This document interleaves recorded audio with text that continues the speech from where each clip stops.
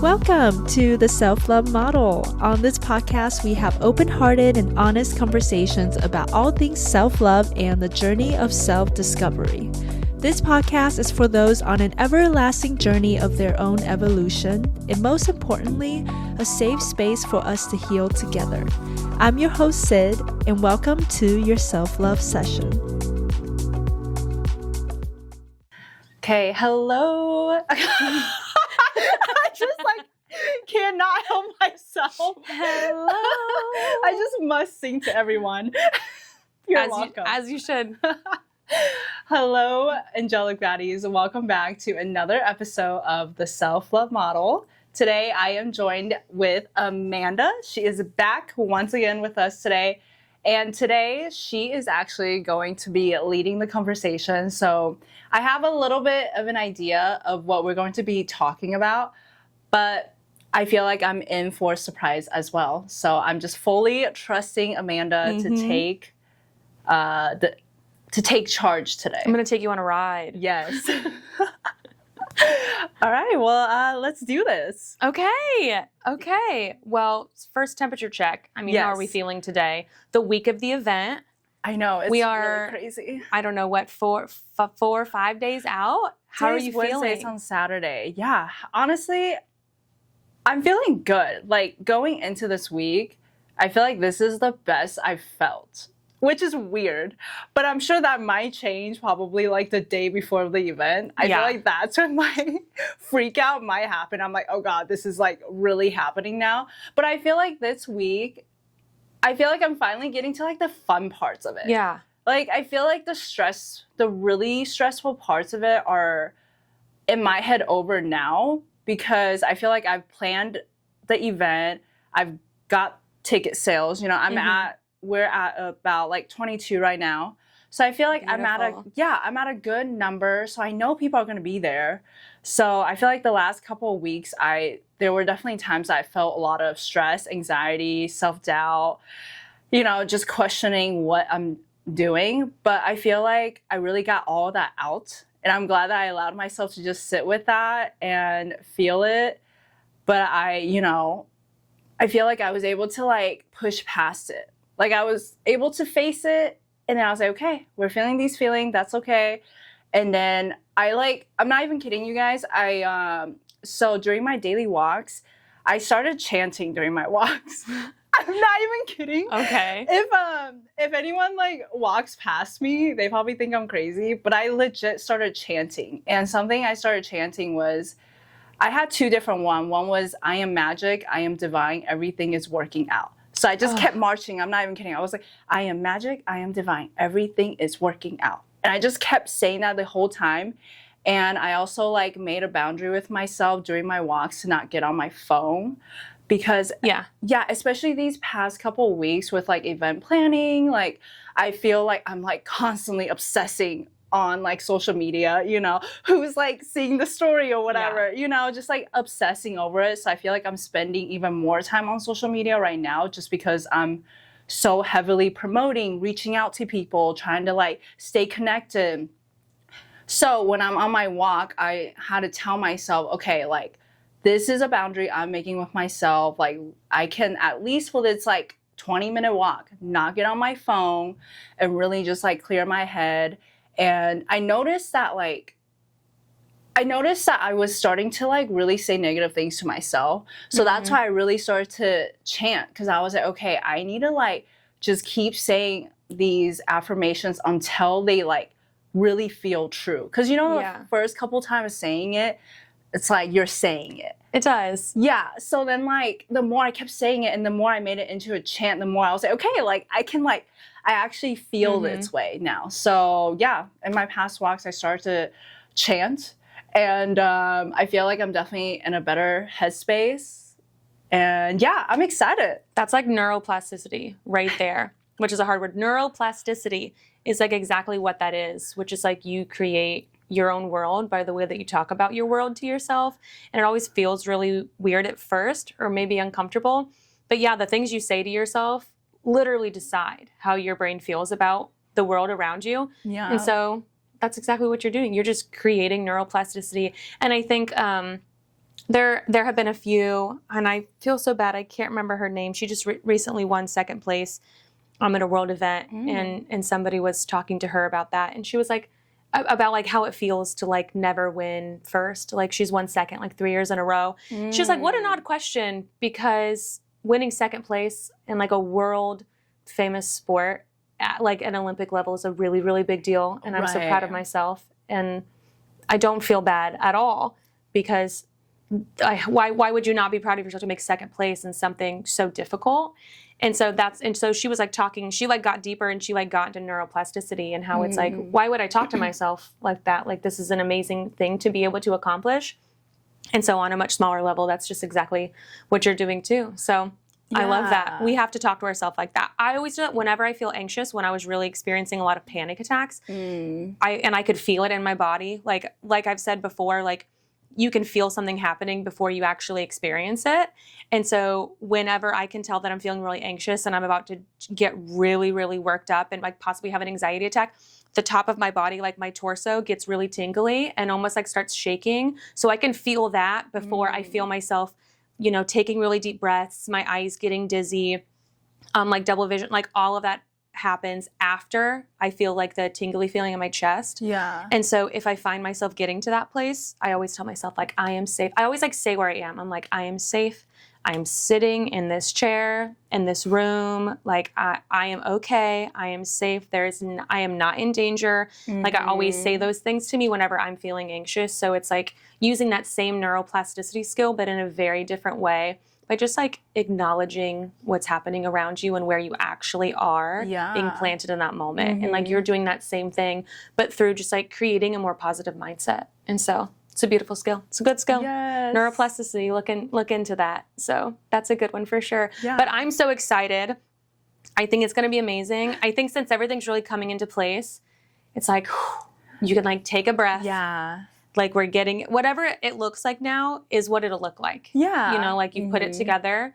Yes. And the way it's meant to happen, it will happen. Like, you've done everything that you can. Now the rest is just like, I have to keep reminding myself too, like, I'm not doing it by myself. And that's been so great too. Like, I will keep saying it again and again, like how grateful I am to you and Jamie. Like, you guys have been just such huge support on this journey. And Tara J as well, like, to have her like be such a big part of the event. Yeah. Like, it just has been incredible. Like, I just got to remember that I'm not in it by myself. I've got incredible people who's a part of this with me. And I know that all of our energy combined together, it's going to be great. Yeah. Yeah. And you have to remember that people see you the way that you look for energy in other people as well. If I said that right. Like, you always talk about you align with people who really, like, you need to meet them, you need to talk to them, and then once it feels right, it feels right. People feel that way about you. So I think you're so easy to, like, back up, and you're so easy to want to help and support because you're an amazing energy and you're an amazing light. So you have to remember that, like, it should never feel uncomfortable asking for help, because the moment that people really get to know you, like, you are somebody worth helping, you are someone worth believing in, because you're so amazing. Yeah. So it's like, remind yourself of that too. But once, like we always say, enough about us. I know. I'm like, every episode. We always do this. There's just this whole segment of us just like. I know, we have to. It's so important. It's healing for the body. It's healing for the body. Yeah. But no, let's get into it. Okay. I'm like leading the way. You are. So I love this also, too. is this light like bothering you? What light? This light keeps going on. Oh, you know, it did at first, but now I'm tuning it out because it's like a purpley color. And I could see it out of the corner of my eye. And it's like shining on your face. Oh, I'm like, see, half of your face is purple. It like makes sense too, because it was like in my eye, but I'm just trying to, see, so I was trying to tune it out. So maybe I'll just unplug it. I thought it would be cute, but it's not if it's going to flicker like that. Come on, buddy, get it together. You have one job. Seriously. To be purple, okay? Okay, so I really wanted to start with your self-trust episode. Yes. What a good episode. Thank you. What was and I'm trying to be better at, really, I feel like the past couple episodes, you're very good at asking questions about experience. And I noticed that I haven't really done that. So I tried to mix it up a little bit. Okay. And I wrote down some questions, and I have some questions too. Okay. So I hope that's okay. Yeah. That I'm like attempting to like mix it up a little bit I too. I love a good mix up. Okay, good. I love to switch things up. Okay. So when you were talking about self-trust, we have our handy board right here. When you think of self-trust, I would say of like everything you talked about, what was like your favorite skill or component of learning self-trust that like made it click the most for you? Okay. I feel like the first thing that came up to my mind was just the making one little promise. Yes. Yeah. I loved that. I love that. Oh my gosh, have you read my notes? Yes. That truly is so beautiful. And that's kind of the first part that I really wanted to touch on. So you really discussed it beautifully. So please go back, watch that episode, re-listen to that first clip where you talk about building trust, because that is so beautiful. Because I think what you really miss in that when you're giving yourself really small goals is completing that goal is building trust in yourself. It's not just being able to complete something and like give yourself that boost of confidence that you can complete something. You are becoming a trusted adult for yourself because you can hold your own promises to yourself. And I think when we live in a world where when we're working on that healing journey where we're unhealed, we abandon ourselves so often for the sake of feeling uncomfortable or for other people. We're not a safe person for ourselves anymore. And when we say, well, we're going to be better, we're going to do better, but we literally have no proof in ourselves that we've ever done that, then how are we going to believe ourselves? You know, we talk about trust in somebody else, and the number one component of building trust, or where trust kind of comes from in our head, is consistency. So that can be a good thing or a bad thing. So trust can be used negatively. So if I have an unhealthy relationship with somebody else and I know exactly how they respond, if I bring up a grievance, I can trust that they're going to respond badly. I can trust that they're going to dismiss my feelings. They're going to yell. They're going to leave the room. I can trust because consistently that is how they've responded every single time. So consistency is the basis of trust. So if you can build a healthy consistency in yourself and with relationships with other people, that's where that trust comes from. And so if you start really small, and we're thinking about that inner work for yourself, if you complete those little tasks, you're not just like, good job, like we completed a task. You're also reminding yourself, oh, I am somebody that I can believe in. I am somebody that I can count on. That was just so beautifully said. And it's like taking it that one layer deeper of then like telling yourself, I am somebody that I can count on. I am somebody that I can believe in. Like if I can't complete this task, I can also be honest with myself and I can kind of divert and I can have that honest conversation with myself of maybe why I couldn't complete it. And then we can adapt it and try differently next time. But it's like that's what you're really building right there, is you're building consistency in doing what you say. Without being consistent, there is no trust. We know that in our friendship, it's built safely because we consistently have shown up during different emotions the same way to where the other person kind of knows what it looks like. And so it's now safe. So that, you know, like I wouldn't say I've gotten upset. It takes a lot for me to be really upset, but I've definitely felt flustered. Like we were planning our trip, and we've discussed this too, like when planning our trip and when things kind of shift, something that I know that will always be a thing for me is change, like immediate change without me having time to catch up. Right. And so I can, but I've in our relationship expressed like, I don't really like the way this feels, but like I'm taking a moment, I'll be okay. Like I can move on from this, but I am kind of upset about this. And so now, you know, like that's kind of how I'll talk whenever I am kind of like, I would say maybe disappointed was the word that I felt, not upset. It definitely was a bummer. We had to divert a little bit because Chris doesn't like water. Totally fine.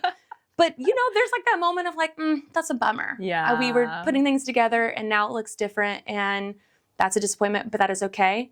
And I'll move past that. So it's like, now you know what it looks like when I'm disappointed. Yeah. So when those things happen again, you can trust that I'm going to respond the same way. And so once again, like that's just an example of like how now you can feel safe around me so that like even when I am experiencing a tougher emotion, like I can still do that with dignity and respect to the other person. So consistency builds trust. You need to be a consistent person with yourself and with other people for anybody to trust you. Yeah. You know what I mean? And you need to do that with yourself, because people can see when you don't trust yourself. This is kind of, here's what I'll say. This is another one of those like maybe a bit of a hot takes, like a very, very personal response. We love a hot take. Yeah, that I have. I sometimes have very different, I mean, I'm a therapist, but I definitely view therapy very different than I think a lot of other clinicians do, because I do really like to be a realist. Like, I am an optimist, but if I had to pick a lane, I'm definitely a realist. Like, I'm much more willing to look at someone and be like, yeah, this is a really bad situation, rather than to say like, let's look at the positives that came out of this. There's a time and a place for that, but I'm much more like, let's really look at this for what it is and like accept that and build from that, and then build from that positive avenues, like moving forward. But just in general, me being a bit of a realist sometimes kind of can ruffle some feathers. But here's what I'll really say about like self-trust in general is that people can see when you don't trust yourself, and in turn, subconsciously, that other person does have trouble trusting you, whether they admit it or not.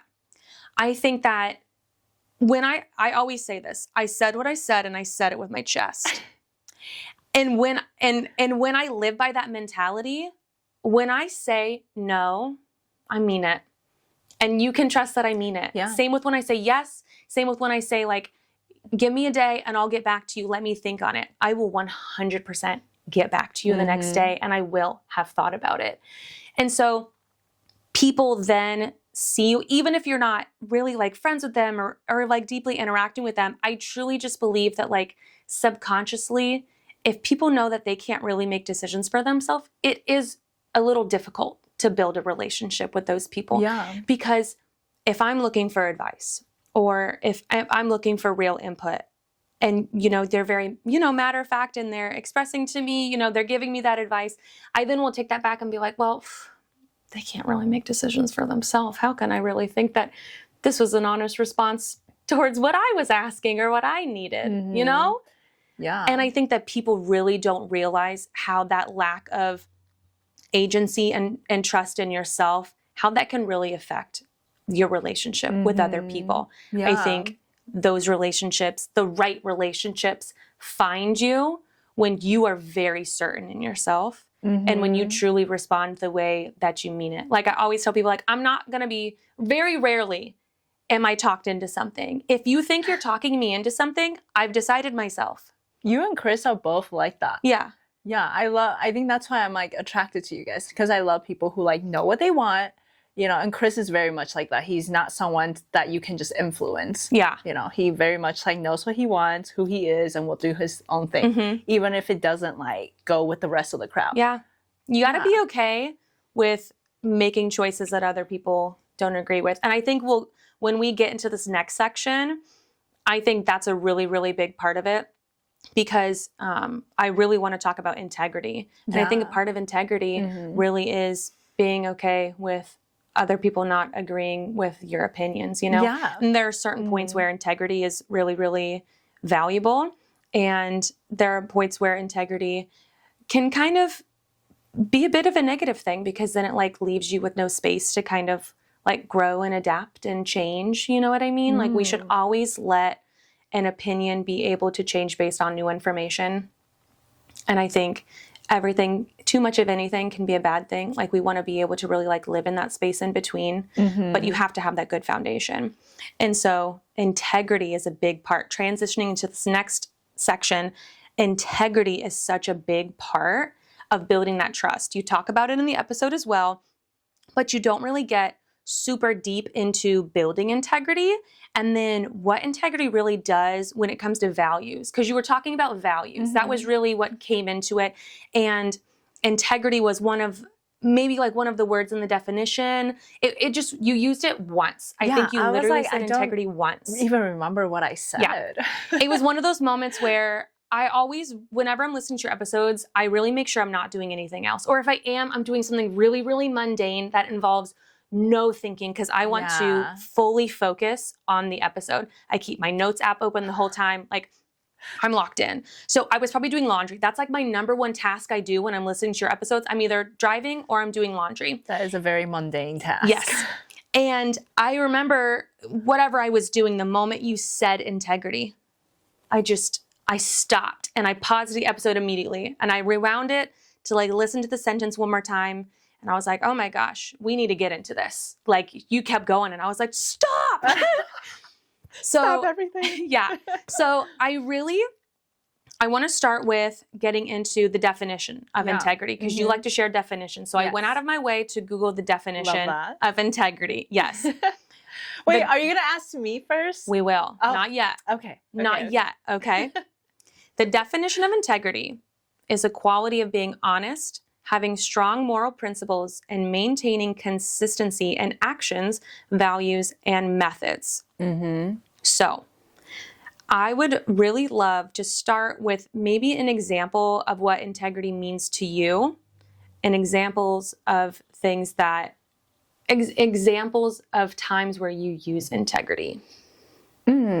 Okay. So let's just start with, what does integrity mean to you? And I'll say what integrity means to me too, but I kind of want to start with your piece and then we'll go into mine. Okay. So when you first asked me this question, so Amanda did text me this question beforehand.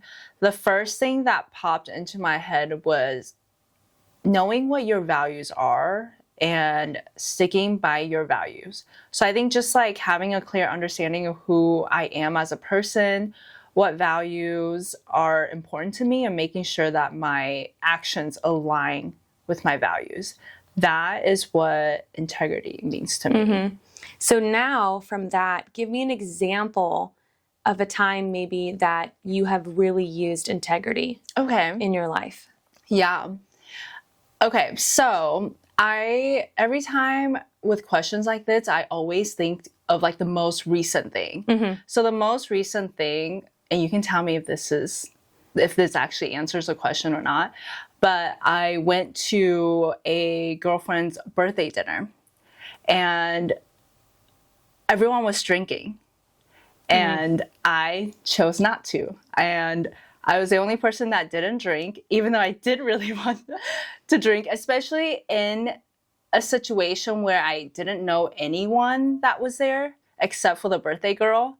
So I feel like in situations like that, typically I would definitely get a drink, but I feel like that to me was having integrity in my own words, because I told myself that I am not drinking for the time being.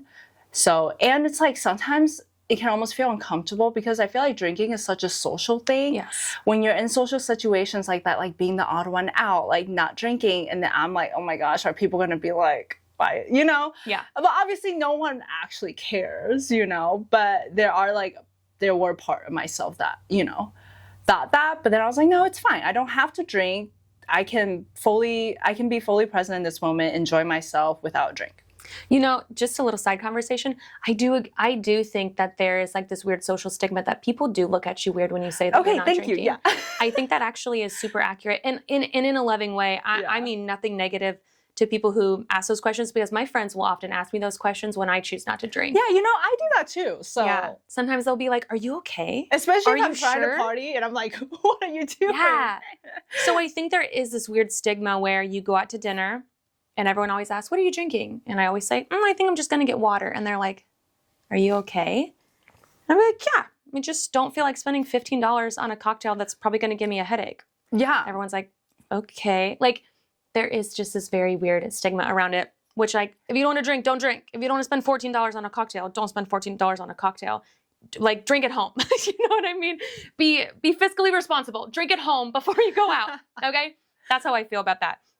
But yes, I think that's a beautiful example of integrity right there, where you're like, you're experiencing this moment where you're like, it's my job to hold myself accountable to this, you know, goal I set for myself. And it can be really hard you are the one in charge of completing that task. So I think that's a great example of integrity. Okay, yay. For me, I always feel like integrity means being kind but firm.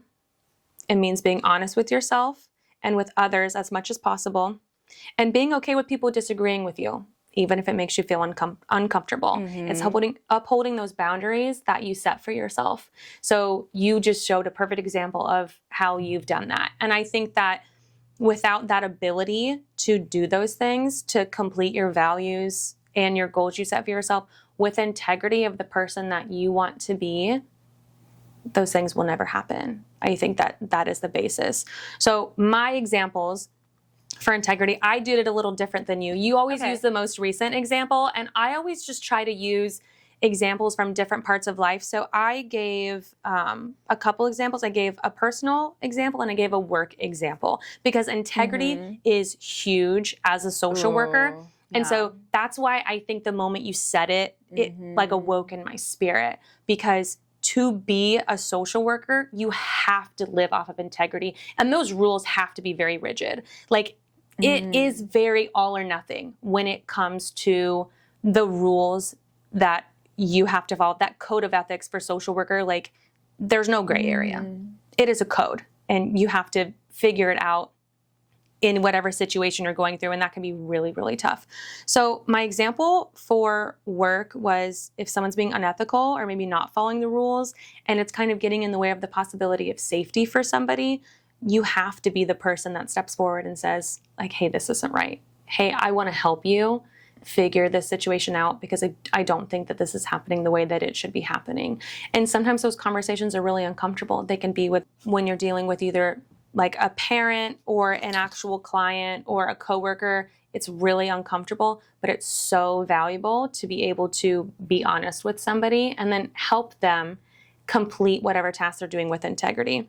And then the other example that I gave is holding myself accountable whenever I'm avoiding something that makes me feel really uncomfortable, even though I know that it's really important. So just any time that maybe I'm having a conflict with somebody, I would say that's the number one time that it's really hard for me, because I don't like, it's surprising, but I don't like conflict. I just know how valuable conflict is in growing. Especially how you work through it together. Yeah. So I think that I really hold integrity to myself when I can confront somebody, and confront doesn't have to be a negative word either. I think all these words can be used really negatively, but they're not. They're just... It definitely has a negative connotation. Yeah, it's just like a very direct way to say that, like, you're confronting this negative feeling and moving on from it. I think so. Being able to confront whatever is happening and move forward, I think is the number one way that I really show integrity as well. I think so. I don't know. I can't tell if it looks too bright or not. I think it looks the same. Okay. But I also don't, I wouldn't know. These are moments where you shouldn't trust my opinion, because I don't have an eye like you. So this is an example where I'll say, it looks good. And, you know. I think it's because your shirt, I was like, is it like too, okay, but no, I'm very bright. fine. I purposely wanted to wear a different color. I love that. Because last time I wore black, and I know I'm wearing black under this, but that's kind of why I buttoned it up. I purposely wanted to wear a different color so that it's not just like all of the reels are me just like wearing black, which is crazy because black is my least favorite. Like I appreciate you're black. Such a colorful person. It's like, why am I not wearing hot pink? You know, you're wearing pink. I'm not wearing pink. I was almost afraid that you were gonna show up in these same pants. That's why I like texted you and told you that. Because I knew I wore them yesterday, so you might have seen it, so it might be on your brain. No, and I did see it too. And the moment I saw you, I said, oh, duh. I did see all of those pictures. Yeah. But I was like, you know, it wouldn't be bad if she showed up in the same pants. Really cute. If we were wearing the same pants, we'd have the same brain, and I think that really would be good flow. So maybe we do that one of these days anyway. I think so. I love that. There's something about matching that's just powerful. You know what I mean? We're aligned. Yes. So I think integrity really falls into values, and those things help each other. And I think as I move into values, you always do a really great job of giving different like skills and things that people can work on to build those. So I really thought about that too. And I feel like a really good way, and you can use this for a lot of different things, but a really good way to help you build integrity around your values is take a piece of paper, put a line down the middle, write down the things that you believe in on one side, the person you want to be, the way that you want people to see you, what your values are, and then write down what you do on a day-to-day basis, whatever that looks like. If those things don't align, start to build a world around that. Because if you say you want to do or be or become all of these things, but then all of your day-to-day things don't align with any of that, they never will. So you have to really be able to look at that. And it's a really good way to just look at it and be like, wow, I'm not doing any of the things that I believe in on a day-to-day basis. Yeah. How am I supposed to then become and embody this version of this person without really like looking at that? So that's a really great skill to do. Yeah, like one way, I love that you brought that up. One way that I've practiced this in my own life is obviously relationship is something that's really important to me, relationship and community. So knowing that is important to me, I basically had to look at my actions and my my daily actions and see if that actually aligns, you know, like am I actively making sure I'm making time for the people that are important in my life, and am I showing up for people even when it can feel inconvenient for me? Like what makes me a good friend, and like knowing that and like making my actions align with my values. Yeah.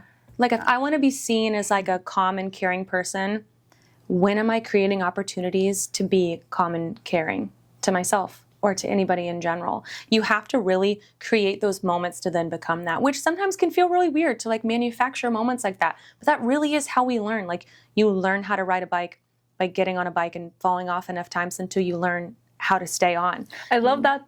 I love that that's an example you brought up, because Tara J talked about that too.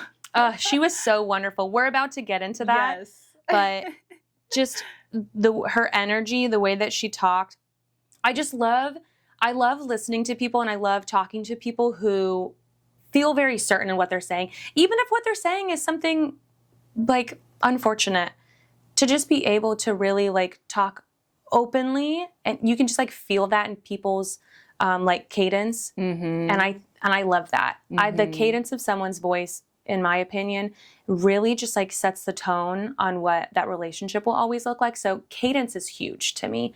And I think cadence in a public speaker is really big too. For those who don't know what cadence means, cadence is like the rhythm and tone and volume in which you speak. So where you set your pauses, whether you talk loud or quiet, when to choose to take those pauses and do those things, creates a good cadence. And she's great at that. Yeah, and that's something I've had to really learn, and still learning, like is cadence, your tone, like how you're talking, and knowing when to like slow down and pause. It's an art. Yeah, it is, because if it wasn't an art, everybody would do it. Everybody would be a public speaker. You know, I always say that, like if everything was easy and everything made sense to everybody, then there would be no specialties. Like the whole purpose is that like you're doing something that only so many people can do, and you're using that skill. So, and I think you're great. I think you're doing great. I think you have a wonderful cadence. So you're great. And to kind of, speaking of Tara J and getting into that, when we're talking about integrity is what we base off our values, right? So getting into values, if we don't know who we are, we say yes to everything. And so integrity falls into that. And this is where we really get into values. And I loved how Tara J really talked about the value of her name. I thought that was super interesting. Yeah. It's never something that I've thought about. I felt like I really had to sit with myself during that part of it and kind of think, and everybody chooses different things to be passionate about. And I will say I love my last name. Like if I was ever to be married, I would not get rid of my last name. And I've always been very confident that I would hyphenate. We'll hyphenate. If you're out there, whoever you're supposed to be, we'll hyphenate. But your girl will always be Amanda Pina. That is just the way that it's going to be. So when she really expressed that as a basis of her values, ooh, I loved that. I had never looked at it that way. I thought that was really, really cool.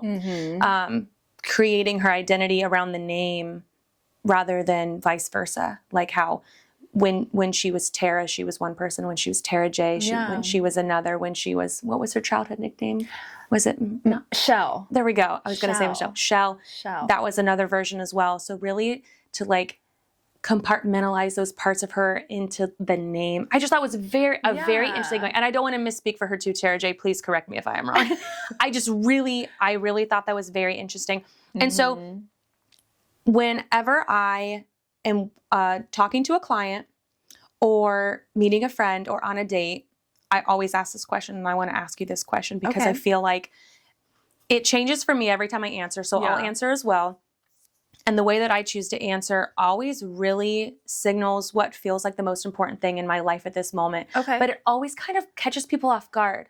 I've had lots of people not know how to respond until I respond first. And I'm always like, that's not the point. I'm on the When I edge want of my you to answer. seat. So I always ask people, so I would just say like, Cindy, who are you? Ooh, okay. Who am I? Yeah. Like, who are you? I feel like I am. It's funny because that question, a lot of times we attach who we are with our names, our jobs, our age, our sex. Like that's typically how people define themselves. Yeah. And it's funny because I did a meditation this morning and they're like, just like take all that out, like become nothing in this moment, because once you're nothing, you become everything. Anyway, but to answer your question, who am I? I feel like I am a soul living on this planet who is figuring out her life one day at a time. Okay. Does that answer your question? The answer to the question is whatever you feel like saying. How did that question make you feel? I feel like it feels like such a simple question. Yeah. But at the same time, it feels hard to answer. Because obviously I can tell you, I'm Cindy. I am a creative entrepreneur. I do all these things, but it's like those things also don't define me. Why not? Because I don't like to box myself either. Well, here's the thing. A label is a guide through accountability. It's not an excuse for behavior. So what's wrong with that? Okay. That's another hot take. What's wrong with a label? Yeah, that's true. Really, think on that. A label is a guide through accountability. I think I was It's getting not too an spiritual excuse. with it. No, get spiritual. Yeah. I think you should. First of all, there's no wrong answer. I really like, though, the second that you were kind of like, I could say this, but I'm not going to. It's like, okay, there you are. Hi, it's nice to meet you. There you are. It doesn't need to be exact, but I think we really need to remember on a very deep level, labels are there to help guide us through accountability. So people always talk about I am not just my label. And it's so true. You're not. You're so many other things. But once you can kind of maybe find what you're struggling with or find your lane or find your people, it does help you then align with how to become that person around that. If I'm sick and I go into the hospital and nobody can tell me what's wrong with me, I am stuck in this limbo of never feeling good and never having an answer. The moment I went to the doctor and I found out that I had hypothyroidism and I have an autoimmune disorder called Hashimoto's disease, it felt awful in the most beautiful and reassuring way that I'm not crazy. There's something going on in my body. And then she was like, I know exactly what to do to help you. And it's been a rough journey. It's been 2 years now that I've been diagnosed with this. But now that I have a good idea that I'm not crazy and it's not just in my head, that something is truly happening to me, I can now use that neuroplasticity to really acknowledge these things are truly happening to you. You are in charge of how you can now go forth in your healing and get better. And there's an exact list of things that can be really helpful. And then there's a list of things that might be helpful. And you can kind of test those things out. But here's a list of supports that can now be really helpful. I never could have done that if I wasn't given a label as somebody who had hypothyroidism and an autoimmune disorder. That is true. And so that doesn't mean that I can excuse my behavior. Oh, I'm never going to feel great again. Oh, I'm miserable and this is just what it is now. Labels aren't excuses for behaviors. They're a guide to then be accountable. So my guide to accountability, my doctor looked me in the face and she told me to live a comfortable lifestyle. I should not have alcohol, gluten, or dairy for the rest of my life. And I looked at this woman and I said, respectfully, that's not going to happen. Now I'm already a celiac, so I already don't have gluten. But I said, oh my gosh, I can't just not have cheese. There's not a world where I don't have cheese. There's just truly not. Cheese is life, okay? You just need to move to Europe. But now, oh my gosh, that's a whole nother podcast, Cindy, but I really do. But now I can take lactades. Now I can be aware that like if I have an event coming up or I have a long day, Right.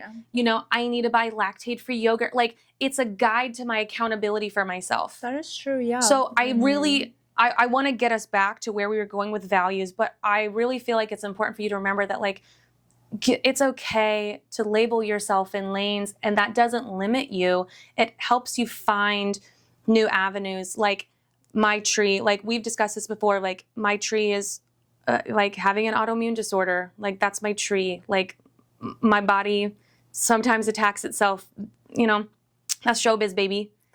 But the branches are the things that I can do with that.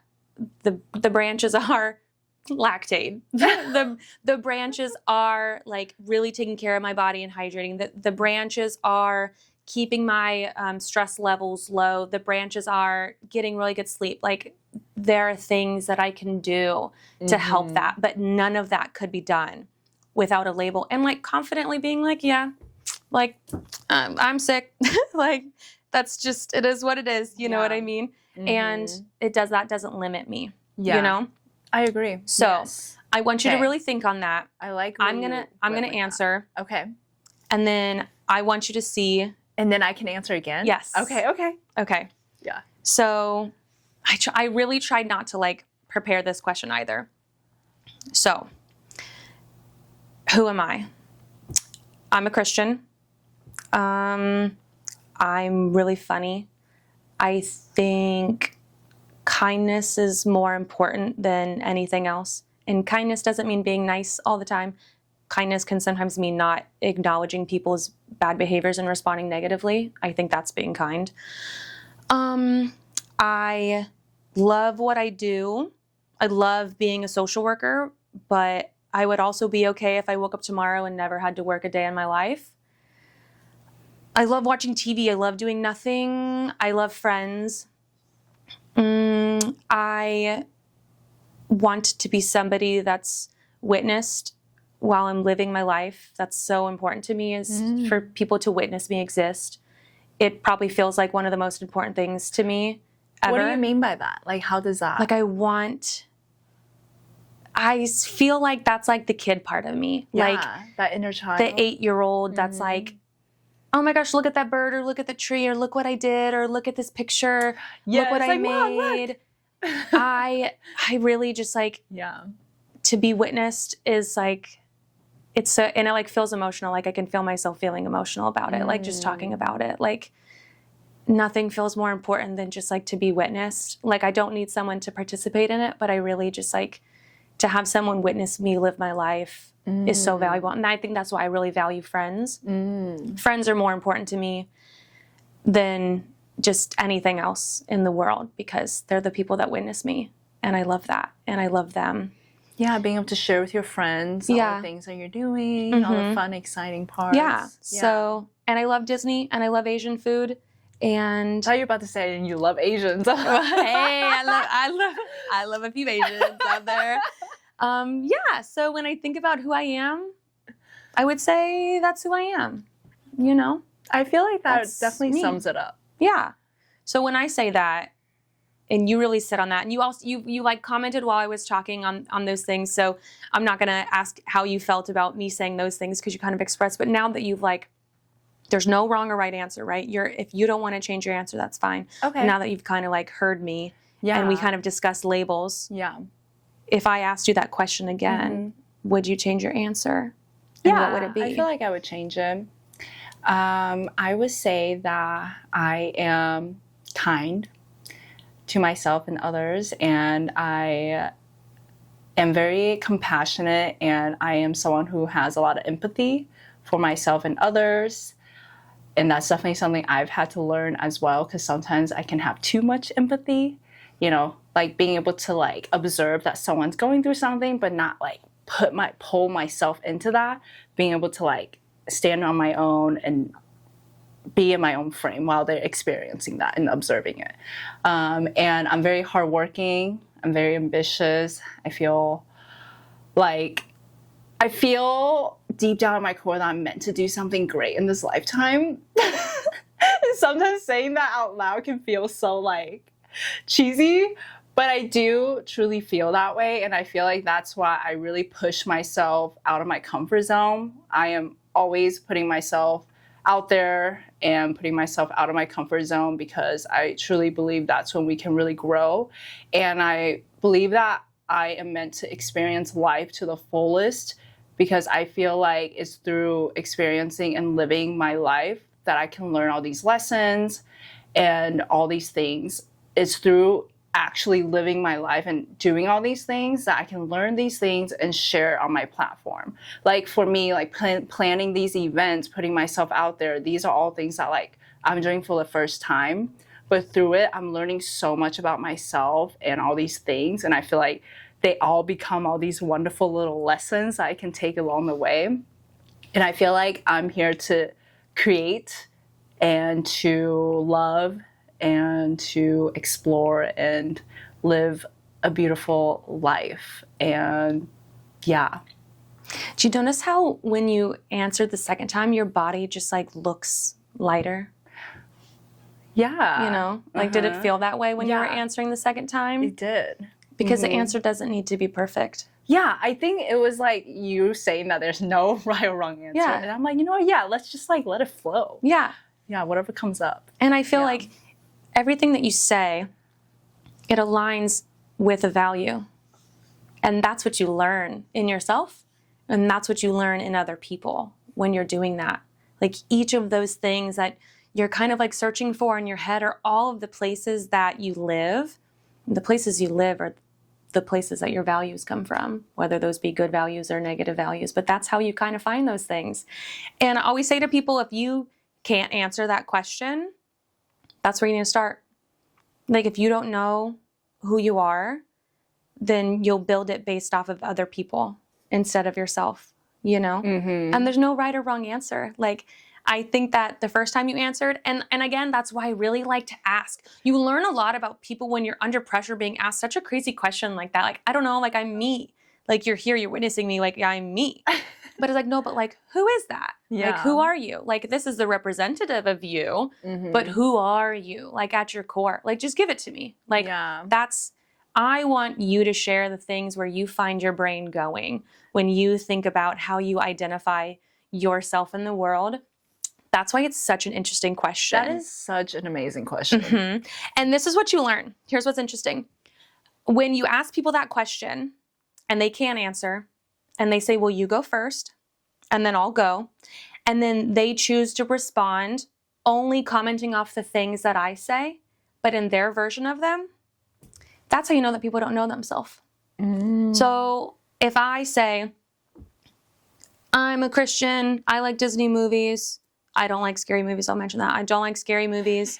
I love being kind. Let's say right there. Yeah. And then I say, okay, your turn. And then you say, well, I'm not really religious, but like I'm kind of a spiritual person. And my favorite's action. Oh, I do like scary movies too. I really like scary movies. You're just commenting off my blueprint, which is fine. It's a good place to start if you don't know where you're going. Yeah. But I'm so thankful that you didn't do that. That was a test and she passed. You in no way went off of my blueprint of what I said. You looked at yourself in that moment. You took a deep breath, you relaxed, and then you were like, okay, I just get to like talk about myself. That's all I'm asking you to do. That. And you did that. And it's such a perfect example of the question was interesting, but you are very aware of the person that you are. So congratulations on knowing who you are, because some people don't. And it is a very, very big deal. And so that's where you start. Like I've told people when I've asked that question and they're going through something, and I say this, I mean, like even to kids, like kids know, they know parts of who they are. You know what I mean? Like not the parts that people tell you to be, but like you're 12 years old, like who are you? You know, they can tell you. I sat there across my niece this last weekend and I'm in the middle of making a beautiful reel that makes me sob every time I work on it. And I asked her those questions and she could look at me in the face and she could tell me. And if she didn't know, I could give her maybe like an example and I could tell she was really thinking on it. And then she could answer and she was confident in that. You just have to be willing to ask hard questions. Like nobody's too young to ask a tough question to. Like she's 11 and she understood what I was saying and she responded confidently. And that's how she can build her values. And so, yeah, I always go back to children. It's like, start that young. Like ask hard questions to kids, Yeah. you know, like they get it. So you asked her that same question? I didn't ask her who she was. I asked her what okay. her favorite thing about her personality was. And I asked her if she was a happy kid. I said, we were talking about something and she was like, happy, happy, happy. And I said, would you say that you're pretty happy? And she said, yeah. And I said, when do you feel happy? And she could tell me exactly when she feels happy. She gave me multiple examples. And then when I asked her about her personality or like her favorite thing about her, and she said her personality, I was like, what does that mean? Personality means so many things. And she was like, I don't know. It's like, nobody's ever asked me what a personality means. So then I got to explain what a personality is. Like some people's personalities are rude and like negative and not fun. And some people's personalities are go with the flow and funny and kind. And she could really sit with that and be like, probably funny. And I would say I'm very go with the flow. Like she used some of my prompts of examples, but that's okay. She's 11 and I gave a good variety, but she could still really comment on those things and then give examples of those things as well. So you can start those skills young. Yeah. I mean, when you get to art, when you're like in your 30s and someone asks you who you are and you can't answer and you base it off someone else's prompts, like you got to get in there. That's where that wound is sitting. Like that's where some inner work. And then you can base your values off of those things. And then you can use integrity when you're completing those values. I mean, it all builds from there. Yeah. You know? It's so important to know who you are. And that is actually like the last self-love model. It ends with self-discovery. Yeah. Which I feel like it ties it all together. Ooh, that'll be so beautiful. Yeah, because we're taking all these little steps to figure out who we are. And it takes time. And you keep discovering that new version of yourself with new eyes. Yes. So it's like bringing that into each stage of life. You get to start fresh on all of these steps in the model, but you've got that backup. So you already know the blueprint. You're just bringing new things, filling them into the old slots and seeing what new comes out and like being ready to discover that over and over. So this is a really, really great model to base that off of as you hit those big decades in life, those big monumental moments. I feel like 29 was huge for me. And I know you're 29 right now. I know you turned 30 this year. 29 was huge for me. Yeah. The end of that decade, moving into a new decade, and being so excited for that. Like I was so ready. Like I love being in my 30s. I love being 32. I love that I'm turning 33 this year. I think it's so wonderful. I think that there's so much to learn and to use now that I did not have in my 20s. Yeah. And the opportunity to be 29 and to move into a new decade and just be ready for that new decade with what you have, I think it's so beautiful. There's so much to be grateful for, you know, within everything, being able to now like make it through every shitstorm. And now you're like, okay, 30s. We've got another 9 years. What are we going to do with these? You know, I personally, I'm so excited for you. I think that'll be excited. so great. I'm like getting teary-eyed just from you talking about it. I'm like, wow, I don't know why, but yes. I'm excited for you. Yeah, I'm very, very excited. Yeah. It'll be huge. From here, maybe we can take a pause, but I want to chat about Tara J. Yes. And about just kind of like weaving that into the event. And I'm so excited for that part. Yes. Okay. Well, let's take a quick break and we will come back and talk all things Tara J. Ooh. Ooh. I don't know why I did that. I know. Sometimes I just do the weirdest thing. And You just like make noises. You're like, Oh. We're back from our break. Now let's talk all things Tara J. Yes. What a force. Truly. Yeah. She seems so wonderful. I'm so excited to meet her. And I really can feel that too with the way that I've commented on a few of your posts and she'll comment back to me. And I remember the first time she did that, I was like, oh my gosh, wait, she's talking to me. I kind of like read it and then kept going. And then I was like, oh no, this is to respond to me, not Cindy, because I'm tagged. She like went out of her way to like tag me back in it and then respond to you as well. And so I just thought that was so thoughtful. And like dancer to dancer, I'm just very excited. I just feel like you share that same wavelength of just freedom, like that movement and that like level of confidence that comes from dancing. Even if like you're not the best dancer, but the confidence and like saying that you're a dancer and believing that you're a dancer is one of my favorite parts about myself. See, I didn't even comment on that when I was saying who I was. I didn't even comment on the fact that I'm a dancer, but I gave a shorter answer. But I'm just super excited to meet somebody who's taken it that next level. Yeah. Because in a perfect world, I always say, if I was to do anything in the world, I would be a professional backup dancer for Beyonce. I mean, nothing would make me happier than being a professional dancer. It's always something that I had wanted to do, and I just kind of chose a different path, and that's okay. And I still dance in all other capacities. Yeah. But man, how cool. Hey, would you never it know. be? Now that you put it out into the world. I know. Maybe I need to. You just never know. What I need to put it out into the world. I'm loving taking dance classes with you, though. Yes. And I think I'm going to really mix it up and take a variety of dance classes over the summer, which is what I did last summer as well. So I think I'm going to keep that up and just keep like bopping around. You could take some of Tara J's too. Yeah. If you feel like I just might. I think that's one of the questions I was actually going to ask during the podcast with her, because you talk about like a Q&A. Yes. Was like, does she just teach work classes, or does she also teach just like standard dance classes? Because that's what I'm into. Like, I want to learn a 5, 6, 7, 8. Right. That's what I'm really into. I don't want to.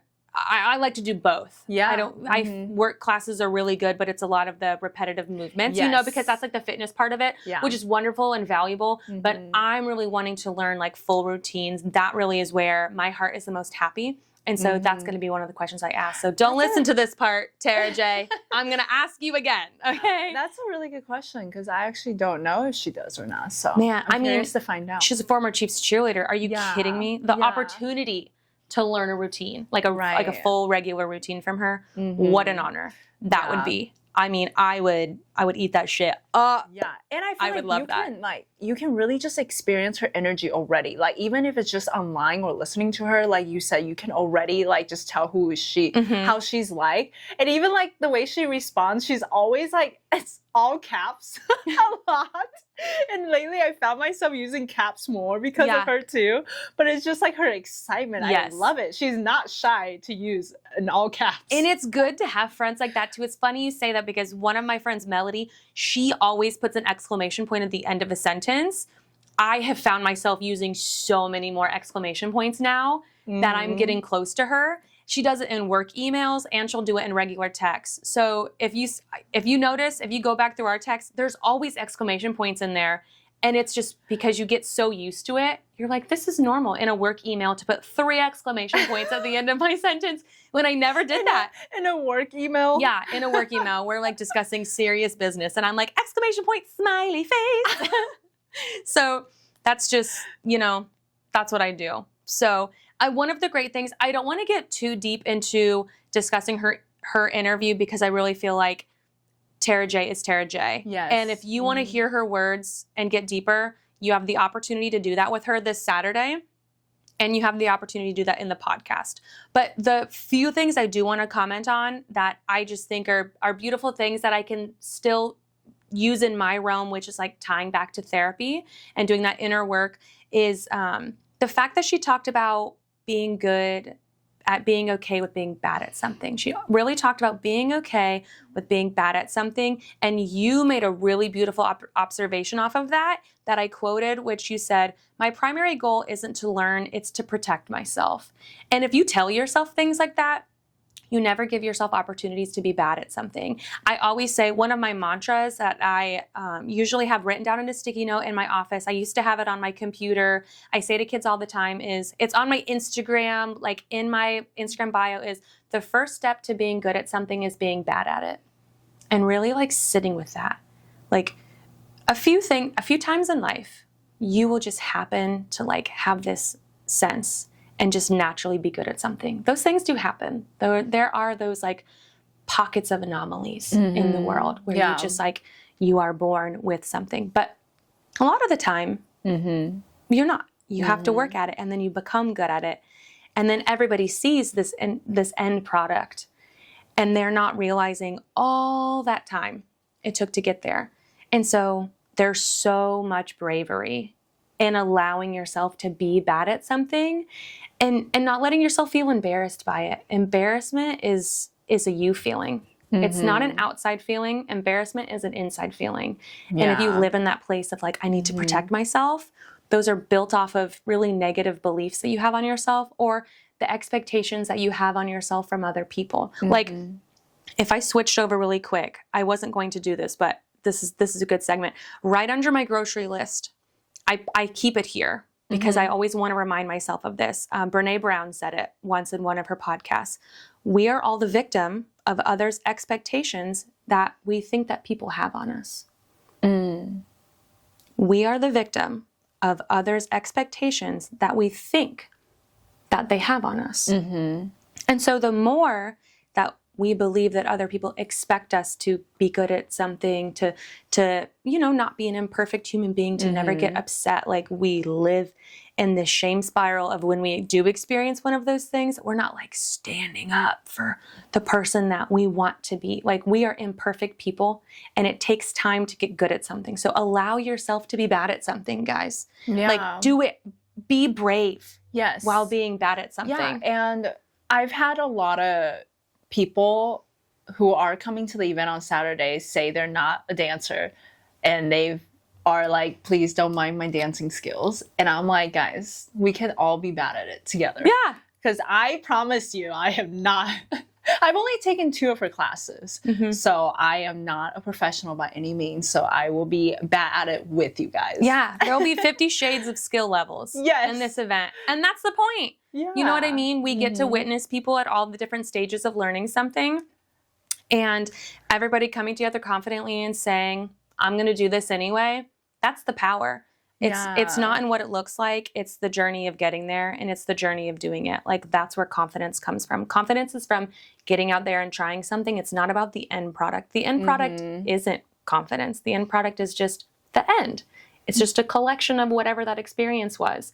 The confidence is in the experience. It's in the doing, you know? Like I always tell you when we go to dance classes, even with a move that's like tough, I'm like, you got to do it confidently because sooner or later it does figure it out. Yes. Like sometimes we get a little timid until we understand the full mechanics. And I'm right there with you. Like I want to really understand something, especially like a dance move, because I like want to get it. But you still have to do it confidently wrong until it feels right. But the only way to do that is if you're full out doing it wrong so your body can notice when it feels right. Yeah, I don't know what you said to me exactly. You were like, you need to just... Yeah. You were like rolling your hips. It was like a few weeks ago, and it was with like we were like rolling our hips or something like that. And you were like, "No, I don't think I know. I'm like doing it correctly." It's like, doesn't matter. Do it wrong. Yeah. But you have to do it. If you just stand there and look around, you're never gonna get it. Yeah. So you got to just do it. So I really appreciate her really commenting on that because I feel like that's really big. You know? Like be willing to be bad at something. Like, that's it. Yeah. Be willing to be bad at something. Yeah. The goal isn't to be the best. So she also said in the podcast about like how at some point as adults, we really develop this like self-consciousness where we get so self-conscious about how others are viewing us. Like, I was wondering if you had something that you wanted to talk about with that. Well, that's pretty much exactly what I just said from Brene Brown. It's like we are victims of the expectations that we think other people have put on us. You know? I think it's so true subconsciously. We are so aware of how we change as people that we lose some of that spark of freedom because we just get so stuck in like wanting to follow social norms. And sometimes following social norms is like being embarrassed. Like a social norm is to be embarrassed by doing something if you really think about it. Because when you meet people who aren't, that feels very foreign. You know, when you meet people who will just get up and dance on a table or just say something and everyone's like, whoa. I'm just like, I cannot believe you just did that. And it's like because we've all built the social norm about being uncomfortable and being like, no, well, you go first and then I'll do it. I'll do it, but you have to do it first. Like that is the social norm. It's like subconsciously we're all falling into that same box. And so I think that she's 100% right. I think that's such a normal part of life. And I think some of that also comes with like wanting to be accepted. Yeah. And that's human nature. Yeah, like wanting to fit in. And sometimes fitting in is like fitting out. It's like not participating in things you want to do or like excluding yourself because you feel like this is what makes sense. So this is what I'm going to do. So this is what makes me feel like I'm fitting in. And if I'm participating in something I'm not good at, then I'm technically not fitting in the way that I want to fit in. So now I'm the odd man out, and I don't want that. So just be willing to do things your own way, and for people to also like say things about what you're doing that you don't agree with. You know what I mean? Like, nobody in the world likes everything that you do. And you also don't like everything that other people do. So who cares? You know? But insecurities look bigger to people on the outside. Like, the things that I'm insecure about, I feel like everybody sees on a large magnitude. Right.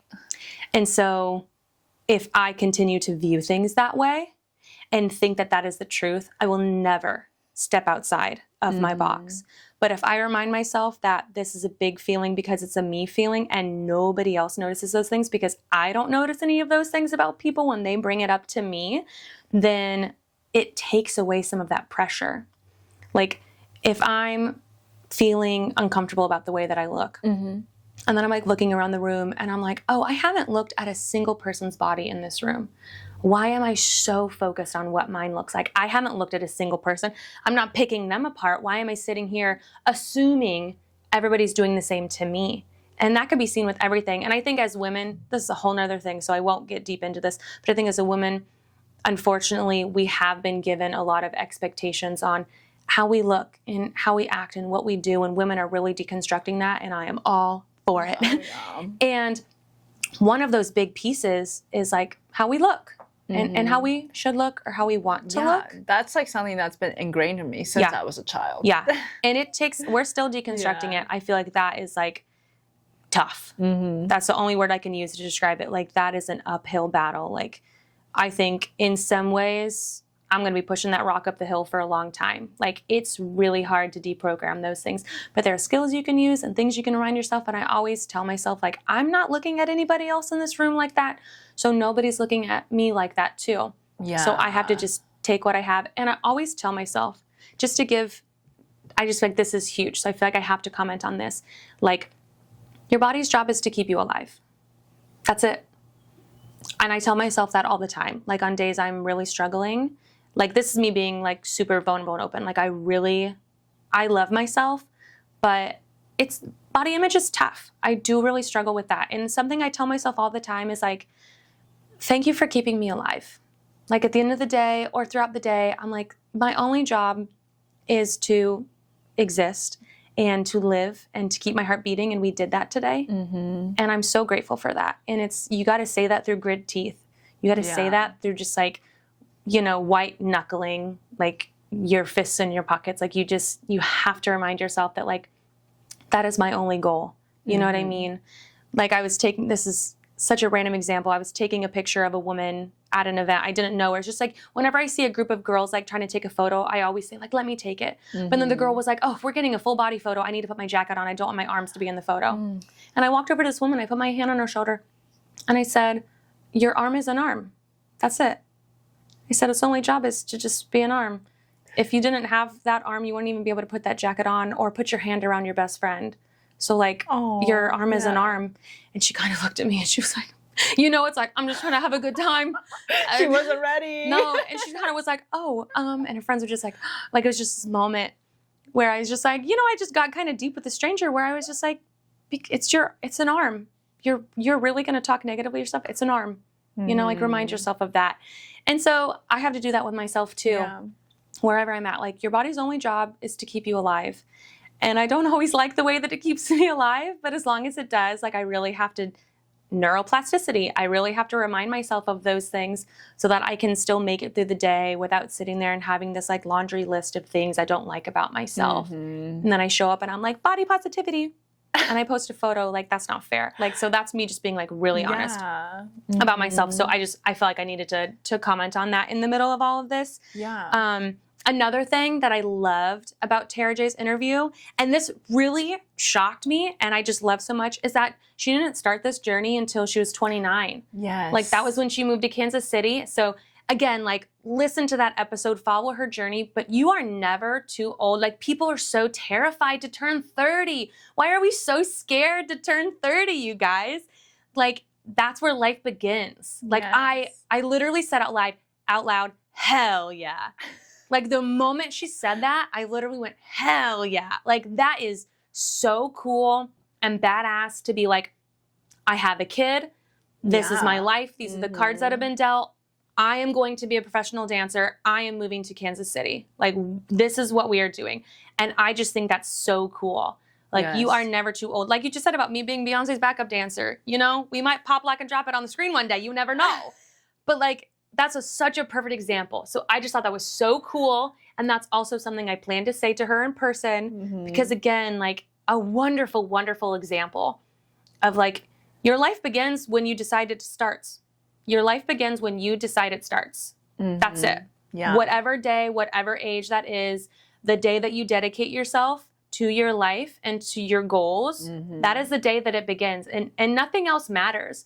Whatever you're bringing into that, that's what you're working with. So you work with it.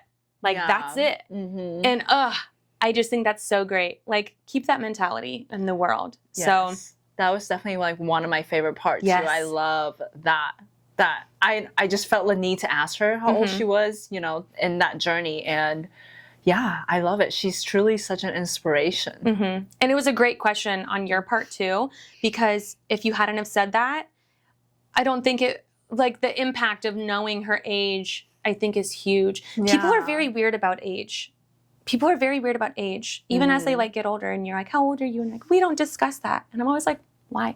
I know. I'm always so curious. I'm like, that's okay. I love knowing how people, how people are, and not like I don't know. I don't think it's weird. Yeah. Anybody, you can ask me my age. That that'll never make me feel uncomfortable. Mm-hmm. Oh, you look younger than that. Oh, I thought you were older than that. Doesn't hurt my feelings. Yeah, like, it's an age, and your perception of my age is like your opinion, so it's not my responsibility. So once again, why would that upset me? Yeah. Your perspective of me is never my responsibility. So that also goes towards your opinion of my age. I don't attach myself to those things, you know? So it's like, other people, like, don't do that. Like, it's okay. However old you are, like, that's okay. Don't attach yourself to that, you know? So I just think that that was a really beautiful part.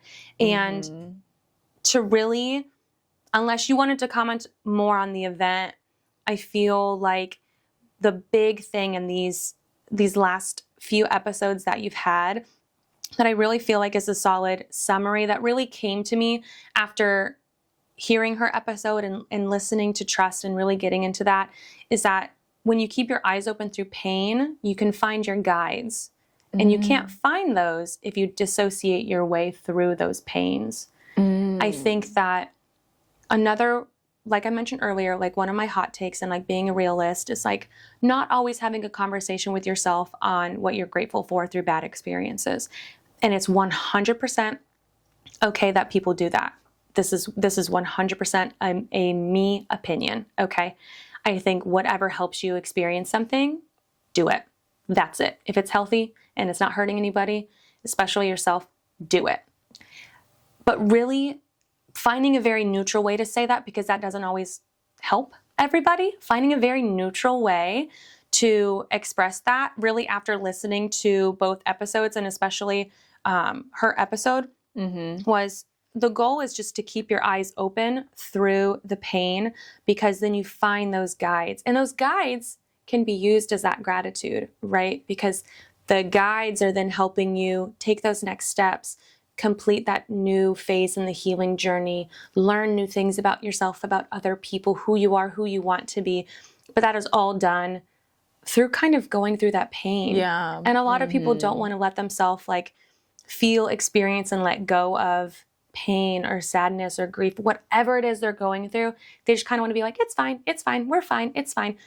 But then if you find yourself in that place again, or when you do find yourself in that place again because you're participating in your problems, it's because you didn't find any guides through the pain that you're going through. And so I wanted to say that just because I feel like it's another way to express it.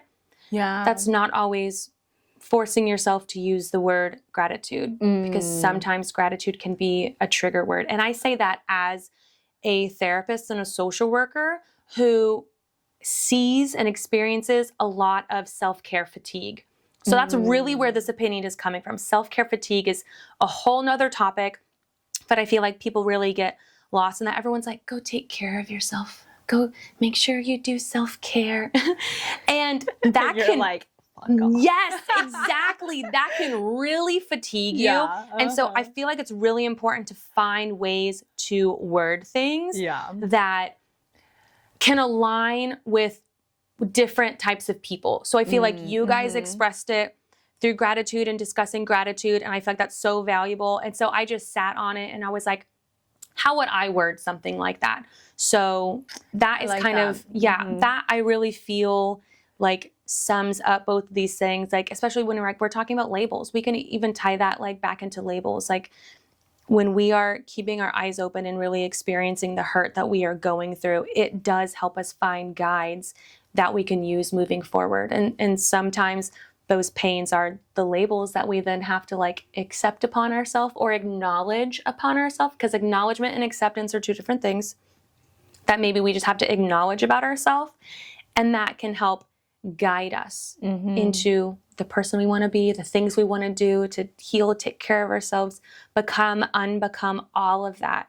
I think comes from keeping your eyes open through your experiences and then taking that with you. So that I felt like really like summed up how I was feeling about the episode in general, and just like the perspective of my perspective of the becoming, you know, I felt like that's really how it felt for me. I like that. Yeah. Yes. It's a good way to sum it up. Keeping your eyes open. Yeah. Yeah. We have to just, even when we hate it, we've got to be there. We've got to be in the room with whatever it is. Like we just have to. And sometimes we need to step out of the room for a minute, and that's okay. That is life. But like the room is to be entered at one point, you know, it comes back up sooner or later. You can only compartmentalize for so long. It always bleeds into other parts of life. And when it does, you really got to be like, all right, it's been 2 years, but it's time. We got to do it. And I know people who are going through that right now. And it's been 3 or 4 years. Like, I thought we were past this. I'm like, well, actually, it just sounds like you put it in a box. And you thought you had handled it. But all you had done is handle the box. But now it's time to open that and to feel it. So the only way out is through. Yes. Yes. Such a simple phrase. It's put on every page everywhere, but son of a bitch. It's true. It's the truth. It is the truth. So that's that in a hat. Yeah. All right. Well, I feel like that's pretty much everything, right? Okay. Well, event-wise, is there anything else we want to talk about when it comes to the event? Show up ready. Yes. Show up in a cute outfit, whatever cute means. Show up ready to have fun. Get full range of motion and sweat a little bit, you know, but look cute at the same time.